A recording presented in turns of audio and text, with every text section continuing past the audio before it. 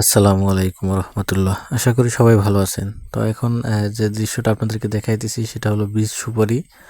অর্থাৎ দেখেন সুপারি সেগুলো কিন্তু বীজ দিছে, অর্থাৎ অঙ্কুর দিছে।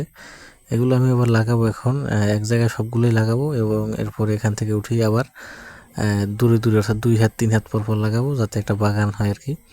তো এগুলো বীজ সুপারি দেখতে পাইতেছেন, প্রত্যেকটা সুপারি কিন্তু অঙ্কুরোদ্গম আছে। এই যে অর্থাৎ অঙ্কুরোদ্গম বলতে যে মাথাটা দেখা যায় সাদা, তো সেটা দিয়েই সেটা উপরে থাকবে এবং শিকড়ের যে অংশটা সেটা কিন্তু মাটির নিচ থাকবে। দেখেন আমার হাতে দেখে বুঝতে পারতেছেন কীভাবে লাগাবেন। পাশে জমি আছে আমার, এই যে দেখেন মাটি আলগা করা কোপানো আছে, সেখানে কিন্তু আমি চাষ করবো। এগুলো চাষ করবো বলতে এখানে আসলে বীজটা করবো।